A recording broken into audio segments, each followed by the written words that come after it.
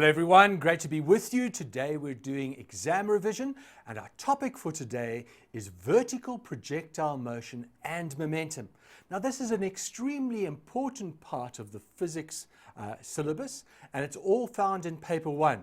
So let's go and check out our checklist to see what you need to know as far as this section is concerned.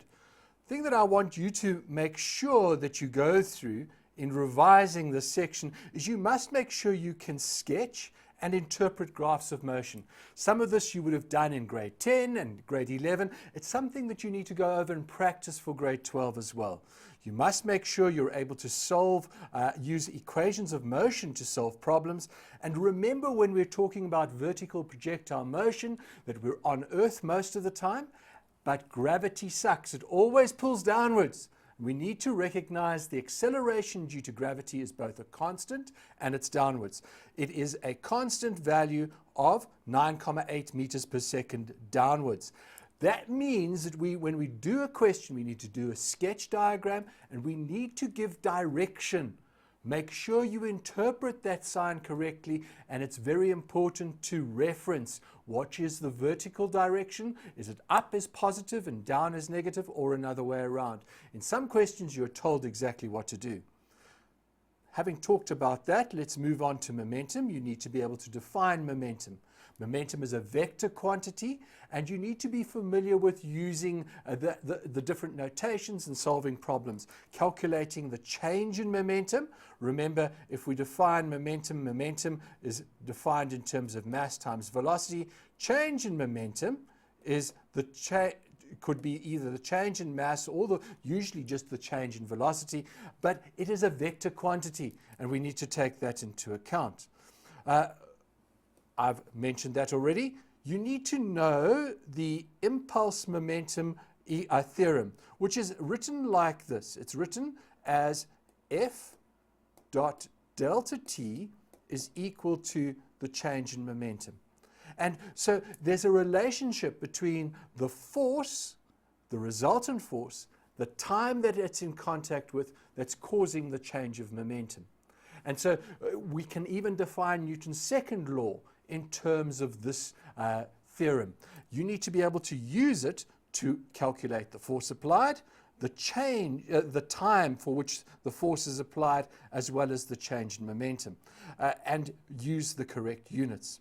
The other aspect when we're dealing with momentum that is very common is the conservation of momentum in a closed system, isolated system, and you need to be able to use that not only to show the conservation of momentum, but to determine whether collisions are elastic or inelastic, and we'll come to some questions on that a little later. Right, let's get into our first question. Question number 1 has been adapted from the DBE February 2014 exam paper. It's a recent exam paper, and even though it wasn't set for CAPS, it's been adapted and aligned to the CAPS curriculum. So you could get something just like this. Let's read the question and make sure we've got all the information that is necessary from it. First of all, tells us a stationary rocket, remember stationary means initial velocity is 0 meters per second. So as you go through, underline the questions and make sure that you understand exactly what's happening. Tells us is on the ground, it's launched up vertically. After 4 seconds, the rocket's fuel is used up and its velocity, and it's 225,6 meters above the ground. At this instant, the velocity is 120,8 meters per second upwards. So in this section, they've given you a little diagram even to have a look at, and what we're recognizing is that in this section, it's using up its fuel. The rocket is pushing they're applying a force on the rocket engine. The little fuel container is pushing out fuel, pushing out hot gases, pushing the rocket upwards. Applying Newton's third law to this scenario, you'd be able to recognize that there's a process involved, and so it's causing the rocket to accelerate. What happens when the fuel is used up? Well, now there's no longer an upward force. We'll come to that in a few seconds. The diagram shows the path that is followed, and we're told that we can ignore the effects of air friction. We can also assume that the value of g, and remember g, mentioned earlier, is 9,8 meters per second downwards. And we can assume that with this rocket, that value of g is not going to change. Now remember, in reality, when we're talking about big rockets, like the Soyuz spacecraft or one that's taking a satellite into space, there's some commercial ones that are coming on the market very soon. And if we look back in time, the space shuttle even being launched up, as it goes further away from the surface of the Earth, the distance increases, and so the acceleration due to gravity decreases because of Newton's universal law of gravitation. And so we're told to ignore that effect, and we're going to do that. We're going to assume that g remains constant for the entire process. Now, question 1.1 and tells us about identifying certain things. So let's just read it together and make sure that we've got all the bits and pieces sorted out. Write down the direction of the acceleration of the rocket at the following points. The first point is point P. So we identify point P. Point P is while the rocket engine is still pushing upwards. Now, let's very quickly draw a free body diagram. We're going to use that dot as the recognition of the rocket. We recognize that there's a downward force. What's the downward force? It's the force due to gravity. It's the force of attraction of the Earth on the rocket. But there's another force. It's the applied force, the force of the rocket that is upwards. And in this case, what we recognize, this is the applied force, this is the rocket force, and perhaps I shouldn't use an R, but I'm just going to make it RC. So or just write rocket, we recognize that that is bigger than the weight of the object. So the object has a resultant force, a net force, if you like, and the net force at this point is upwards. And so that's exactly what we're needing to recognize. We were asked, what is the acceleration? Now, remember this. It's very, very important. If there's a net force in a particular direction, then the acceleration will be in the same direction as that net force, because Newton's second law tells us that the F net is equal to the mass times the acceleration, and that's the net acceleration. We're talking here in terms of Newton's second law. So if the net force is upwards and it's accelerating, remember it started at stationary 0, and at the end it's got a velocity of 112.8 meters per second. It has accelerated through that period of time. And so we recognize that in this case, there is an upward force. The force is upward. Now, what happens when the fuel gets switched off? The rocket carries on moving upwards, but is there a force pushing it up? No, guys, there isn't. We know this because even if we throw something up from a stationary position of our hand, what immediately starts to happen? From the moment it's left the hand, it starts to slow down. Why is it slowing down? Because there's a downward force. The only force that is acting at Q after that point where the rocket has stopped using up its fuel. So at point Q, it no longer has any rocket movement. It has no longer. So clearly over here, it's a downward force. Downward acceleration. Why? Let's just remind ourselves, again, the rocket is over here. What are the forces involved? Well, in this case, we need to recognize that the only force acting is Fg. We were told the only other thing that could possibly have an effect is the force of air resistance. But we were told to ignore that. Because the rocket is moving up, air resistance would be preventing that motion, and it would also be downwards. But that would make a net downward force in any case. And so we recognize F net is downwards, and we're going to assume that it's equal to Fg.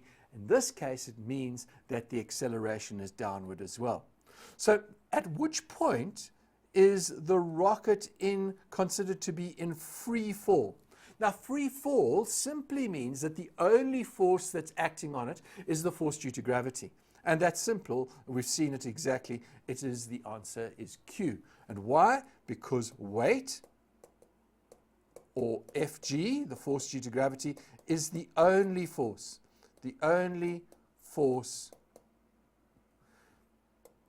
acting on the rocket. Okay, now guys, although this is quite straightforward, it's really important that we understand it. The other type of question that we can get asked in this scenario, and I just want to allude to it before we move on to the next question. What other things do we need to remember and keep in place as we solve these type of problems? We need to recognize that throughout this whole process, starting at this position and going all the way around there, we need to recognize that the force of gravity, the acceleration due to gravity, is constant. In this scenario, perhaps it's not quite constant because there's a loss in mass here, but certainly from that point, we're going to assume that and be very confident that the mass has stayed the same, and therefore the acceleration due to gravity is the same. The second thing that we need to recognize is whenever we're dealing with vertical projectile motion questions, that the velocity at the highest point, v over at this point here, is 0 meters per second. And why is that? Because as we get upward motion, it slows down until it reaches 0. It reaches 0 when it's at maximum height. And this happens at when that height is max. Okay, you need to be very clear about that. Make sure that you understand it because we're going to apply it in our next question. Let's move on and read that part of the question for ourselves. It says that we need to take the information that we've been given and to calculate the time taken from the moment the rocket is launched until it strikes the ground. Now, what I've said to you previously is that this is the acceleration here is non-uniform. It's accelerating because of the rocket. But fortunately, from the information, we're told that it's 4 seconds. So the first bit of information, the time taken from there is 4 seconds. At school level, we can't calculate that without any more information about how the rocket is thrusting or doing something. We don't know, but we've been given it. So from this point over here, we need to know at that height above the ground, 225,6, how long is it going to take to get to its maximum height and get right back down to the ground over there. So we're going to take a look at that and we're going to work out the time. Now, you need to be able to identify the information that you've been given, and we're going to start with exactly that. The first thing that we know, the initial velocity is 112,8 meters per second. The second thing that I know, and I'm absolutely sure about, is that the change in position from its initial point to where it hits the ground, we've been given that. We know what the delta y is. We know that it has moved from its starting point up to that point a distance or a displacement of 225,6 meters. So we've got that. We also know that the acceleration is equal to g, which is, we need to just put the signs in here, upwards. We need to recognize that that's downwards, and that this is 9,8 meters per second downwards. Now notice I've written out the direction because I don't want to make a mistake with signs. I need to decide what my sign convention is. I need to set up the frame of reference, if you like. And so that's why either working on the diagram that has been given or redrawing a diagram if they don't give you a diagram to put that in is very important. What we need to recognize is that we need the time. That's what we need. We need time. We don't know what the time is. And we're going to need to calculate, remember, the total time, We're looking just now for the time from that position where the rocket fuel was left off till it hit the ground. That's what we want to be able to calculate. So which of the equations of motion are useful for me? Have a look what we've got. We've got the first one, which says that the final velocity is equal to the initial velocity plus the acceleration times time. No, that's not going to help me very much because I don't know what the final velocity is. So I'm not even going to go there. If I look at the other one that's got final and initial velocity, you'll recognize you have this equation from your data sheet. Let's have a look at it. We have the equation that says V final squared equals V initial squared plus 2 times the acceleration times delta y. And we recognize we don't have time in this equation, so it's absolutely useless. We're trying to find time. We don't want to do too many steps of the equation. So what's the next one? Looking on the data sheet, you'll be able to recognize delta y is equal to, and we go to V initial times delta t plus half a delta t squared. Now, there we've got time, and we are able to get all the other values in, but we need to make very certain about our direction. So let's start off by saying the following. We're going to say, let the upward direction, upwards, be positive. And that's very important. You need to say that. So now if we go and look at our velocities, we need to recognize our initial velocity is positive, and it's 112,8. The displacement is a downward displacement, is negative, and the acceleration due to gravity is also a negative value. So I'm going to substitute, first of all, write out the equation, and I'm going to say delta y is equal to VI delta t plus half a delta t squared. And we now do the substitution, and we're going to put in those values, and let's put the distance in first, the displacement. Remember, it's a negative value, so it's negative 225,6 meters. I'm not going to put the units in. The initial velocity was 112,8, if I've read it correctly. Correct. Delta t plus half.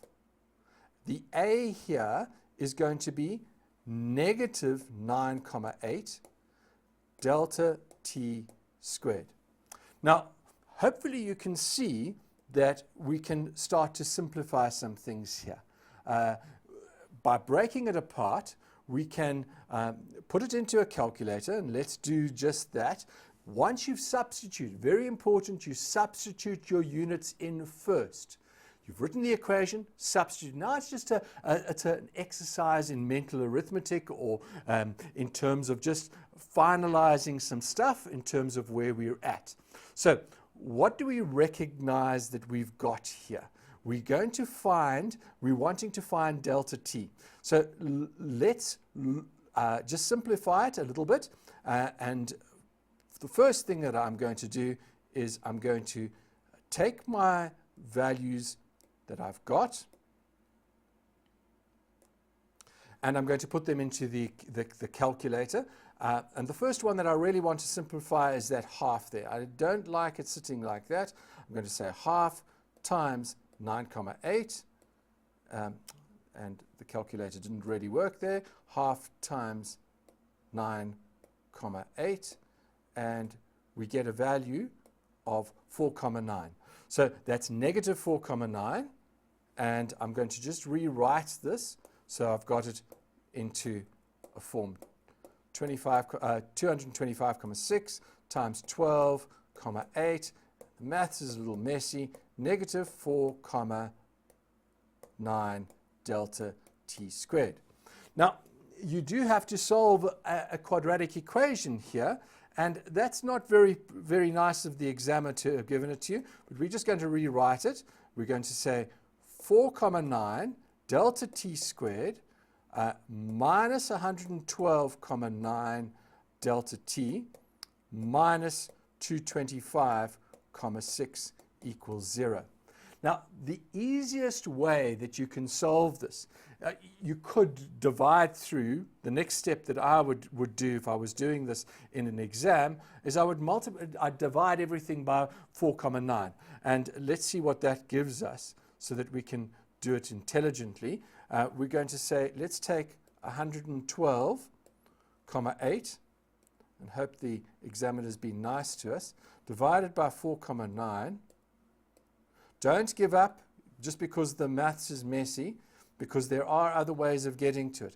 And we get 23,02. So if we were rewriting over here, we're going to rewrite this as delta t squared minus, and you see this one is 23,02. I'm going to round that off to C, 23,02. I might be able to get away with it. Let's see what the next one gives us. 225,6 divided by 4, 9.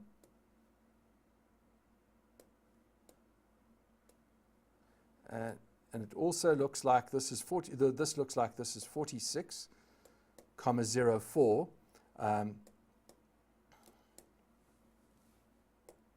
And you, as I said, you might be tempted to give up at this point, but let's at least try and see what we can do. 46, what factors of 46 are there? Can we get a 23 out of it? It doesn't look very promising, and you might well have to use the quadratic equation, particularly if you want to keep the decimal places in. But having done it, you'll find that you can get that delta t is equal to 24,87. Now, seconds. That's been quite a difficult challenge because of the maths. It's not really the physics that's important here. I've shown you the steps to do it, but you're going to need to substitute into the quadratic formula. Doesn't look like it's factorizing very easily, and I've given you the answer. I don't want to waste too much time on that. But the important part is to go back and check the question for the physics involved. Remember what we said. The first part is not uniform acceleration, and we haven't calculated that. So what we've calculated is the time from there to there. We now need to get the total time. So the total time is equal to 24,87 plus 4 seconds, which will give us 28,87 seconds. Guys, don't get bogged down by the maths. If you get stuck, put down, even if you get a rough answer. You're not going to lose marks, but don't stress in the exam. Don't lose time over it. And if you get a quadratic, I recommend that unless it factorizes very quickly and you can see it factorizing, you use the quadratic formula. Okay, let's move on to the last part of the question, which is probably the more interesting physics question. And it asks us to apply our knowledge about graphs. It says, sketch the velocity versus time graph for the motion of the rocket from the moment it runs out of fuel. Very important that you understand where it's being taken from. And take the time when the rocket runs out of fuel as t equals 0. So that's all we are needing to do. We're also indicating the velocity of the rocket. Put these values in when it runs out of fuel, so we must put that in, and the time at which the rocket strikes the ground. Now, very important that we get this very clear. So the initial point is when it has a velocity of 112. It was 112,8 meters per second. So this is velocity measured in meters per second.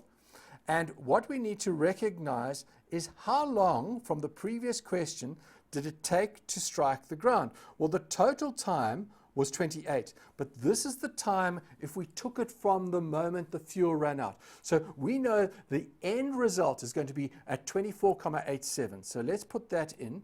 24,87 is where our end point is. 24,87. Now, understand something. Where is it going to be and how fast is it going to be? We know for certain that it's going to be traveling faster than 112,8, because if it went up, it came down at that same height, at this height, it would be 112,8 meters per second. So at this, it's still going to be accelerating. So it's going to increase in its speed. And so we recognize that's going to be a negative velocity downwards. It's going to be bigger. So what I need to recognize, when it gets to its maximum height, it's going to have zero velocity. So I'm going to draw a straight line downwards, and I'm going to make sure that the bottom part, this section here, is going to be bigger than that section there. Must be. And this position here is going to be maximum height. Now let's check that we filled in everything.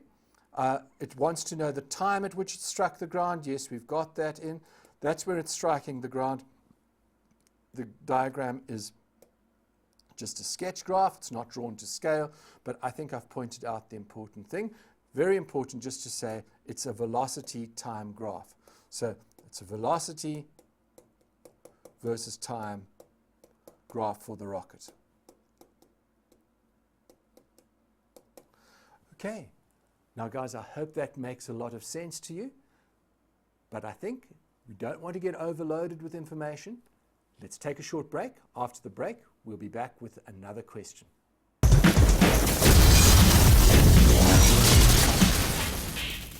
Welcome back from the break. Guys, we're doing vertical projectile motion and momentum. Second question deals with momentum. Please make sure you practice as many other problems about vertical projectile motion. Interpreting graphs, not only drawing them, there are a whole lot available. Go and look at any of the exam papers from previous years. You'll be able to do those, and you should be able to interpret them. Nothing much has changed for this year's exam in terms of this section. Okay, so let's move on, and we're now going to be talking about momentum. We've been given a graph where we're asked to interpret some things. And that's why I've chosen it, because it's unusual to get a momentum versus time graph, but it's quite nice. Helps us analyze skills. And you can be asked skills about a velocity time graph, an acceleration time graph, displacement or position time graph. You could be even given a force time graph. All of these are possible, and here's the momentum one. So we're told that it's about an object A. We're not told anything more about the object. It's originally moving east. Okay? So it has a certain momentum, and it's moving east. Notice, after 10 seconds, its momentum has decreased, and after 20 seconds, it has constant momentum for a certain time interval. Then it gets zero momentum at that point. Now, its mass hasn't changed. So what is changing about the object? Well, maybe its direction, its velocity is changing. So we recognize from this point downwards, it's now changed direction, and it must be moving in the opposite direction. It's got a different velocity, and then something interesting happens at that point, and we find that it regains its momentum to be 50 kilograms meters per second in an easterly direction. So the first question is to write down the definition of momentum in words. Don't give an equation at this point. We know what the definition of momentum is in terms of an equation, but you must put it in words. So what we're going to say is momentum is the product of an object's mass and velocity. And that's it. We know that it's a vector quantity. Also remember, although it wasn't asked at this point, that the SI units are given as kilogram meters per second. It's no single unit like we have for other things. Where we got energy, they use joules or newtons for force. We just leave it as kilogram meter per second and write it down accurately whenever you're asked. The next thing it says to us, the following question, where we asked to analyze the graph. The net force on the object A is 0 between 10 and 20 seconds. So the net force between 10 and 20, they're saying F net equals 0 newtons. Why are they saying that? Well, let's read the question. Use the graph and a relevant equation to explain why this statement is true. Well, let's have a look at what we know about the change in momentum. The change in momentum is equal to the force, the net force, times the time. And what do we know about the change in momentum? Well, the initial momentum, whenever we asked about change, remember change in momentum is equal to the final momentum minus the initial momentum. And in this case, what can we say? We can say that that is equal to, that's still true, but it's equal to 0 because we recognize it was 50. We could substitute that in and we could say that was 50, and we can therefore say that the change in momentum is 0 and that is equal to, therefore, let's rather not put all those equal signs in, therefore 0 is equal to F net times delta t. Now, delta t was the change in time. What was the change in time? Well, the change in time was from 10 seconds to 20 seconds. So that one we know is F net is 20 minus 10. That's not 0. So what has to be the 0?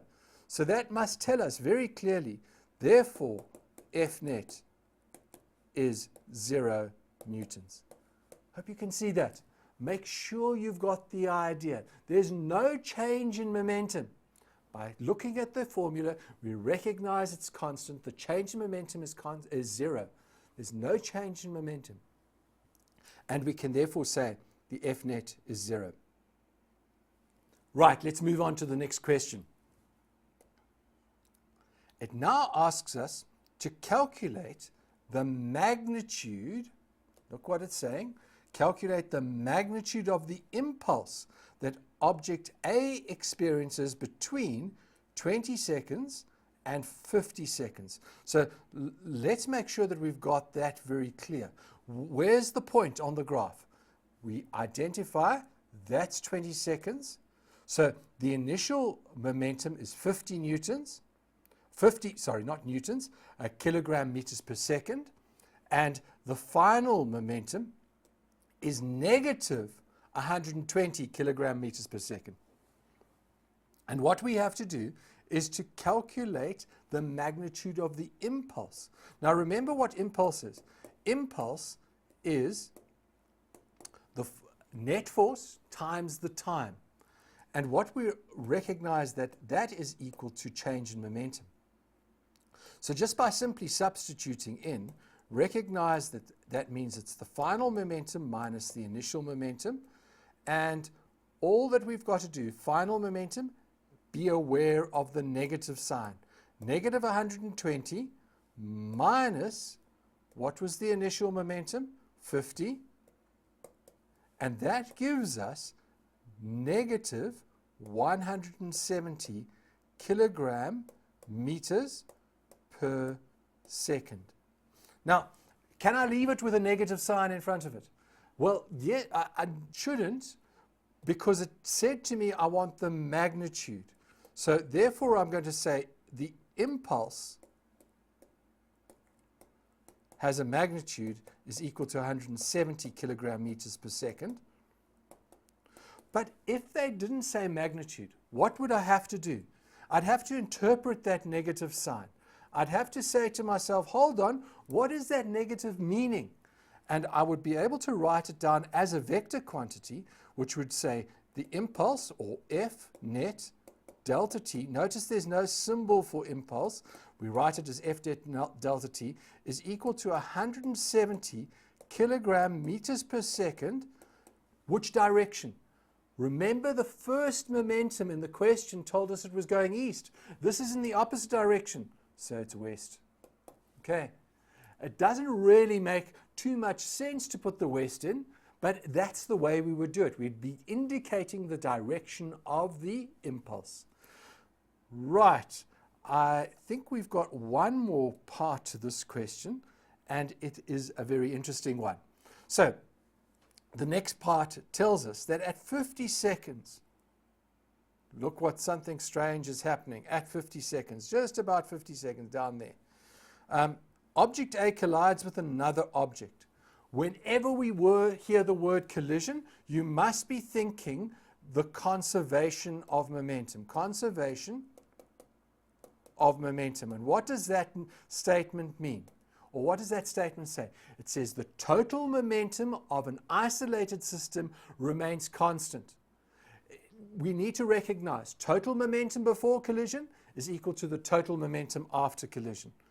And so I'm going to write that down just because it's said like that, and I can write it down. Total momentum before equals total momentum after.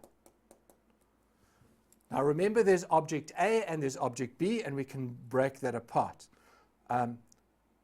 We're going to need to recognize exactly what's and interpret some of the information given here.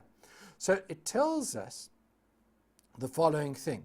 It says it collides with an object which has a momentum of 70 kilogram meters per second east.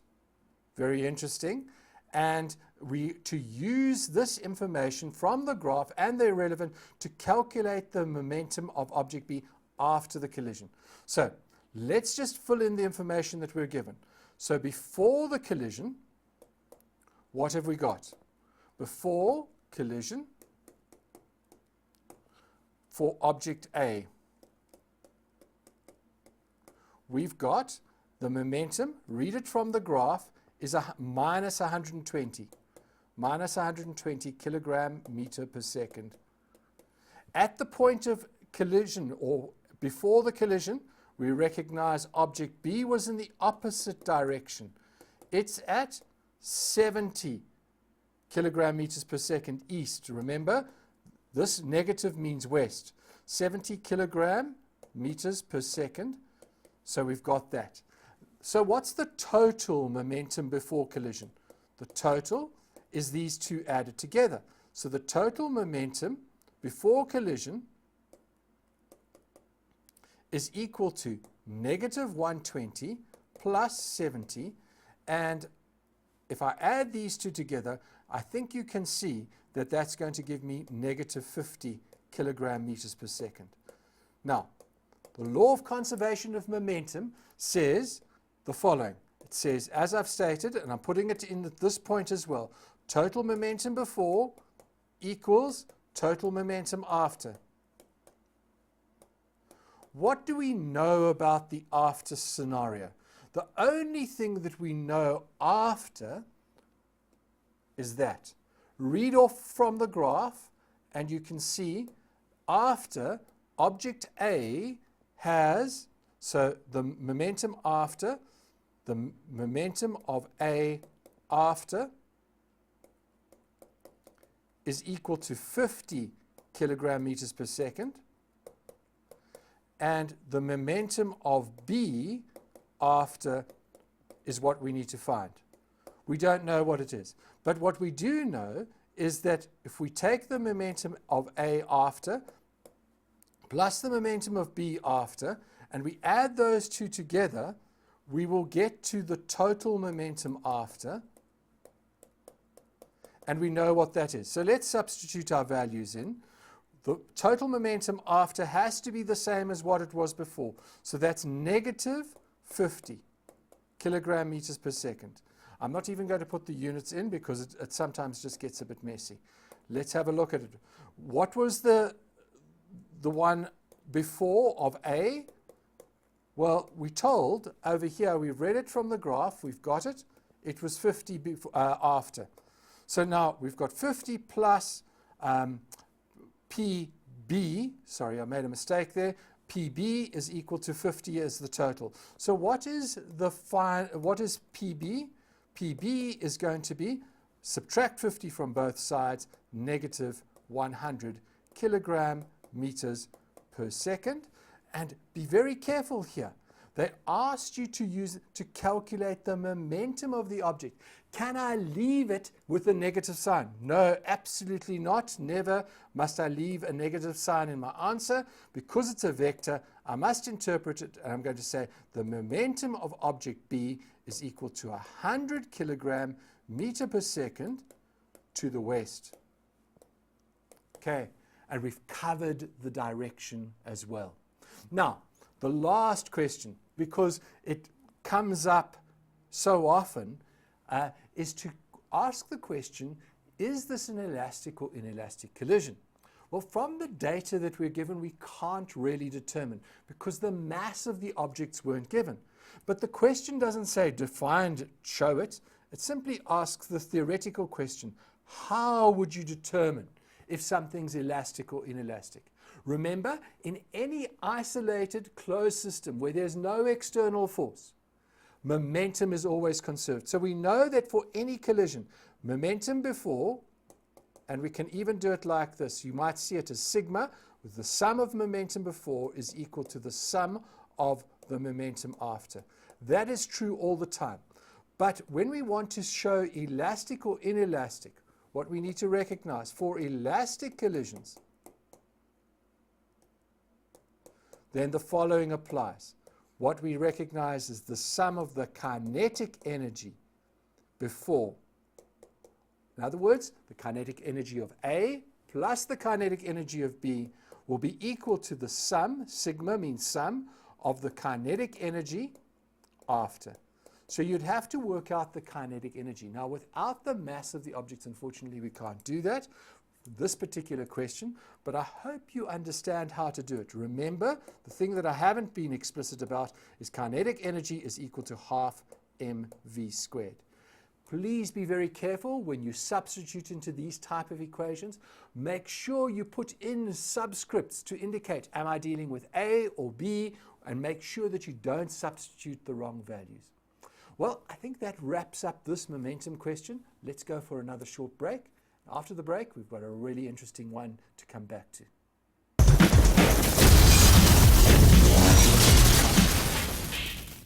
Welcome back from the break. As you can see, I've had some water and I even got it spilt on my shirt.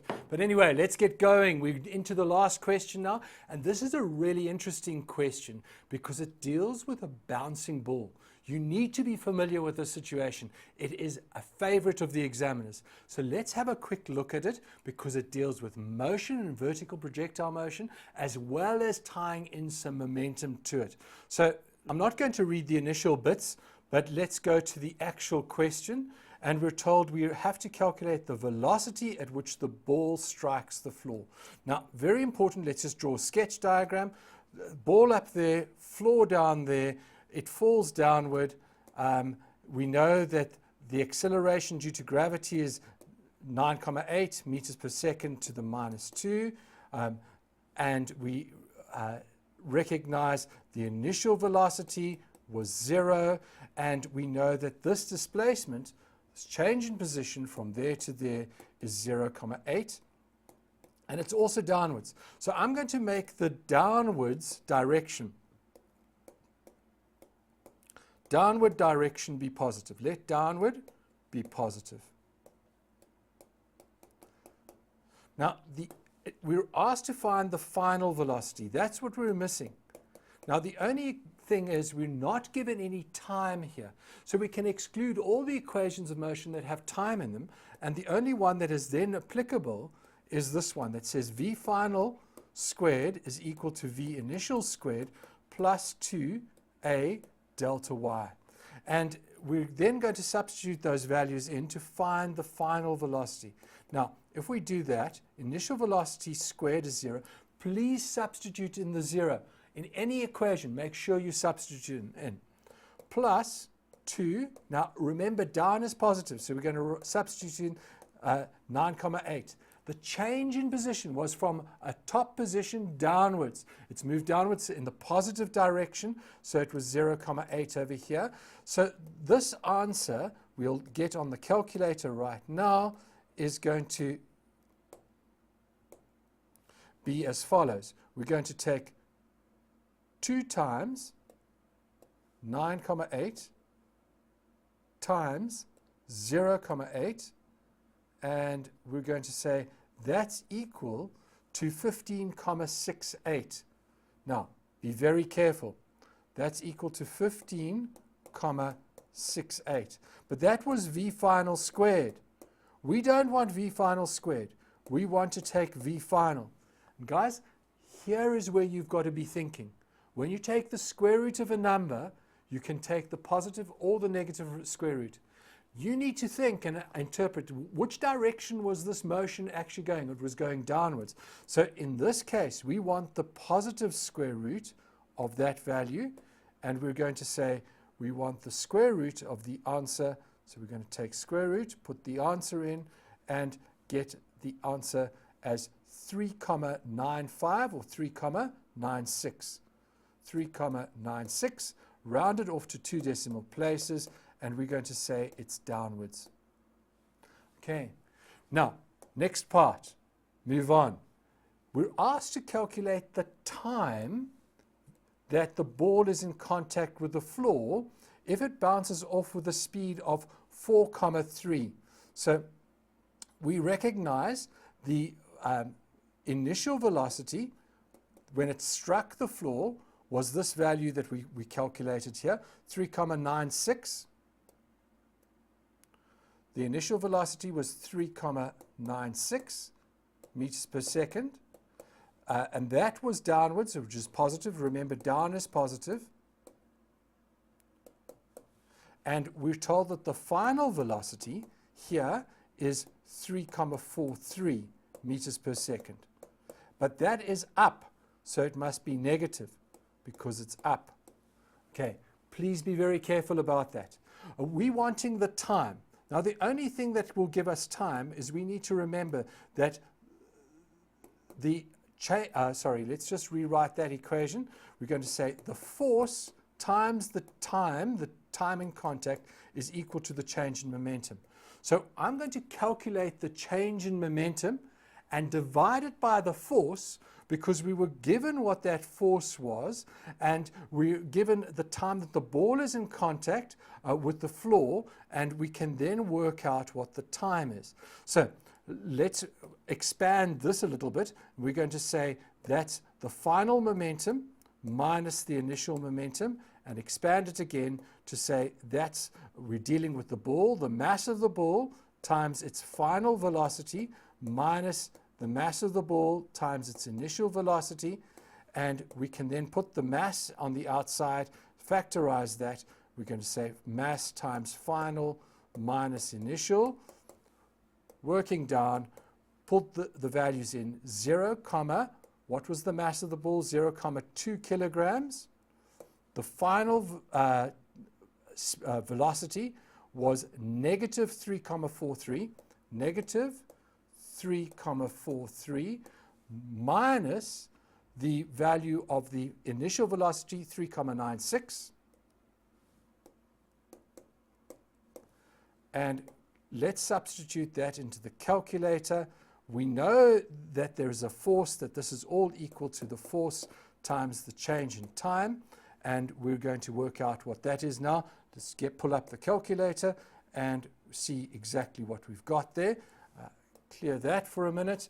And we're going to say negative 3,43 subtract 3,96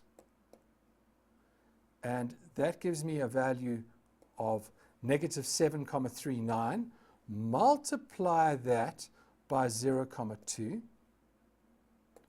and we get a value of negative 1,478. Now, that still doesn't give me the time. The thing that I want you to make sure of is that we've got to get the right force here. And in this case, remember that the thing that is causing this change in momentum is the force of the floor pushing upwards on the ball. The ball was going down. So what was acting on the ball? The floor was acting on the ball, and it was acting in the opposite direction. So what we need to recognize is that although that's the change in momentum, the time is going to be equal to the change in momentum divided by the force. And I want to make that very clear that there is a difference between those. The force is also negative, and it's negative 50. And if we now put that into the calculator, bring up the calculator again, and we divide by negative 50, we will get the answer that we're looking for, which was 0,02956. I need to round off to 2 decimal places, and that gives me 0,03 seconds. So the time of contact is 3,000ths of a second. That's going to be very important in my next question, which is the last one for today. It tells us that the ball strikes at 0,04 seconds, and we're asked to sketch a graph. Now, let's just fill in the values that we need. We know it gets to 0,8. We know that this value is 0,40404. And now what I want is I want that time that I calculated, and I'm going to add it to it. I'm going to say plus 0,404 equals, and this will give me my time of 0,434. Okay, so I've just rounded it off again to 3 decimal places here because I was given 3 decimal places. What's the graph going to look like? Guys, you must be able to sketch a bouncing ball. So it started at that position. It's come down like that. Notice the position time graph, not a straight line, a curve. It's in contact with the floor for that time, and it goes upwards in a curve until it gets to that position, which is 0,6 meters. Now, that's the last of the questions that we've got for you today. It's been my pleasure being with you. I wish you all the best for your revision, and keep on trying.